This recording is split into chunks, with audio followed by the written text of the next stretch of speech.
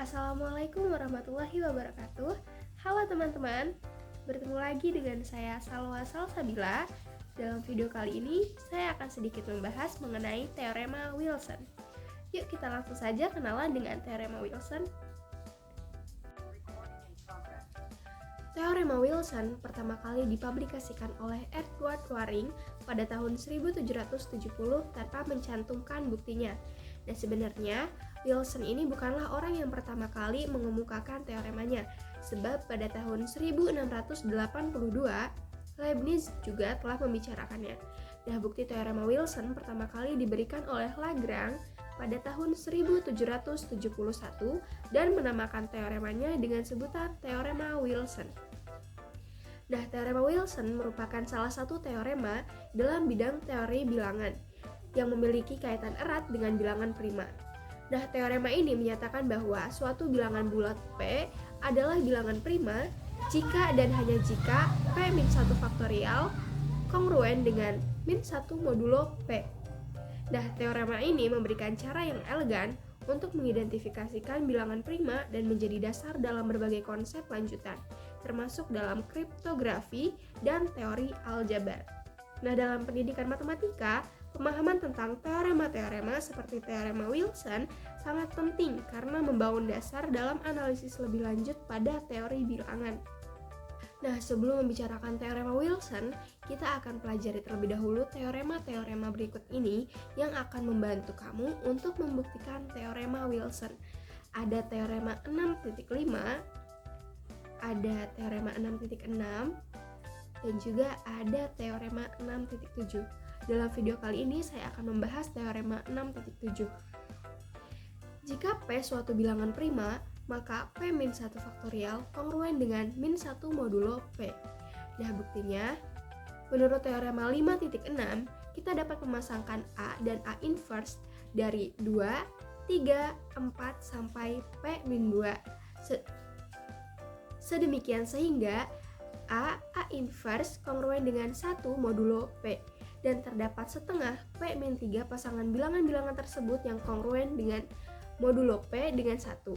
Jika ruas-ruas kiri dari setengah P-3 kekongruenan mod P tersebut dikalikan, maka hasil kalinya akan kongruen modulo P dengan 1 pula, yaitu ini. Nah, sebagai contoh diambil P13. Maka kita dapat memasangkan A dan A inverse dari 2, 3, 4 sampai 11 sehingga terdapat 5 pasang bilangan-bilangan itu yang hasil kalinya kongruen modulo 13 dengan 1, yaitu ini ya teman-teman. Ada 2 dikali 7 kongruen dengan 1 modulo 13, ada 1, 2, 3, 4, dan 5. Karena 2 kali 7 sama dengan 14 dibagi dengan 13, sisanya yaitu 1. Begitupun dengan seterusnya. Nah, hasil kali ruas-ruas dari 5 kekongruenan ini adalah 2 kali 7, 3 kali 9, dan seterusnya kongruen dengan 1 modulo 13. Jadi 1 kali 2 kali 3 kali 4 sampai dengan 12 sama dengan kongruen dengan 12 modulo 13. Jadi kita sederhanakan menjadi 12 faktorial kongruen dengan -1 modulo 13. Nah, converse teorema Wilson juga benar. Jika P-1 faktorial kongruen dengan -1 modulo P, maka P suatu bilangan prima. Nah, hal ini dibuktikan sebagai berikut.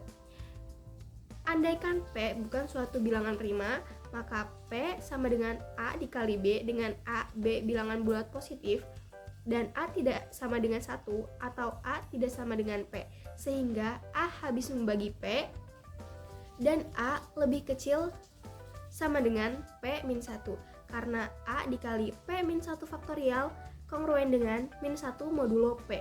Maka P habis membagi P-1 faktorial ditambah 1.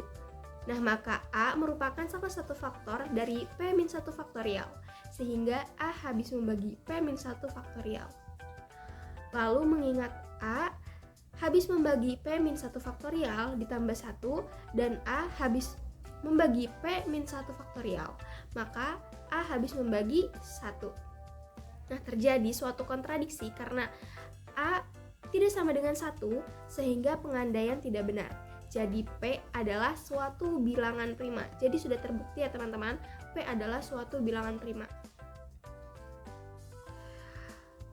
Lalu jika teorema Wilson dan konversnya dituliskan secara bersama-sama, kita memperoleh bahwa P suatu bilangan prima jika dan hanya jika P-1 faktorial kongruen dengan -1 modulo P. Dengan perkataan lain, syarat perlu dan cukup agar P suatu bilangan prima adalah P-1 faktorial kongruen dengan -1 modulo P. Nah, berikut ini sebuah contoh penggunaan teorema Wilson untuk menyelesaikan pengkongruenan kuadrat seperti dalam teorema berikut ini. Ada beberapa teorema, ada teorema 6.8, lalu ada teorema 6.8 aja teman-teman. Bisa dibaca untuk teorema 6.8, jika P suatu bilangan prima ganjil, maka pengkongruenan X kuadrat plus 1 kongruen dengan 0 modulo P mempunyai solusi bila dan hanya bila P kongruen dengan 1 modulo 4. Buktinya sebagai berikut. Misalkan A adalah suatu solusi dari X kuadrat plus 1 kongruen dengan 0 modulo P, maka A kuadrat kongruen dengan -1 modulo P dan A P sama dengan 1 menurut teorema Fermat. Maka ini ya teman-teman, bisa teman-teman baca sendiri.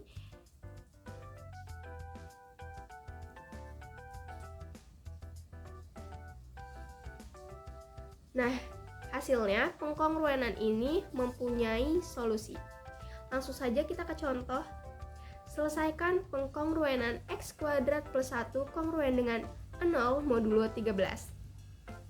Nah, karena 13 adalah bilangan prima berbentuk 4K plus 1, maka pengkongruenan tersebut mempunyai solusi, yaitu 13-1 per 2 faktorial sama dengan 6 faktorial. 6 ini didapat dari 13-1 sama dengan 12 dibagi dengan 2 sama dengan 6 faktorial sama dengan 720 kongruen dengan 5 modulo 13. Nah, dapat diperiksa kebenarannya dengan substitusi 5 pada X dari pengkongruenan tersebut, yaitu 5 kuadrat plus 1 sama dengan 26 kongruen dengan 0 modulo 13. Pengaplikasian teorema Wilson dalam kehidupan sehari-hari. Nah, teorema Wilson adalah konsep yang sangat mendalam dan teoritis dalam teori bilangan yang secara langsung tidak banyak diterapkan dalam kehidupan sehari-hari yang kita temui.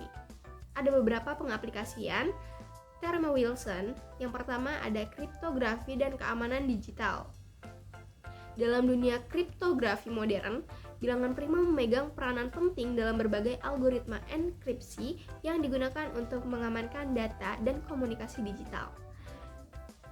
Lalu yang kedua ada deteksi keaslian dan validasi angka. Dalam dunia teknologi, seringkali kita harus memverifikasi keaslian suatu angka atau informasi. Nah, salah satu contoh penerapannya adalah dalam validasi nomor identifikasi atau kode verifikasi yang digunakan dalam berbagai sistem. Yang ketiga, penggunaan dalam algoritma sistem dan sistem komputer. Nah, dalam pemrograman dan algoritma, pemahaman tentang bilangan prima sangat penting dalam berbagai algoritma optimasi. Misalnya dalam hashing yang digunakan dalam penyimpanan data atau dalam penyaringan bilangan prima dalam pengolahan data. Selanjutnya, ada aplikasi dalam pendidikan matematika.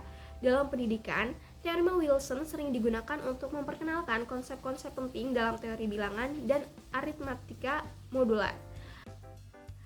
Nah, meskipun tidak ada aplikasi langsung dalam kehidupan sehari-hari, pemahaman tentang teorema ini dapat memberikan wawasan yang lebih dalam tentang struktur bilangan dan pola dalam matematika. Lalu yang terakhir ada simulasi dan model matematis. Nah, dalam beberapa bidang teknik dan sains, bilangan prima dan sifat-sifat terkait digunakan dalam simulasi komputer dan model matematis. Misalnya dalam penelitian fisika atau biologi, bilangan prima digunakan untuk merancang eksperimen atau model matematis yang berhubungan dengan sistem dinamis dan teori graf. Mungkin itu saja penerapan teorema Wilson dalam kehidupan sehari-hari, dan mungkin itu saja yang bisa saya sampaikan dalam video ini. Sampai jumpa teman-teman, terima kasih.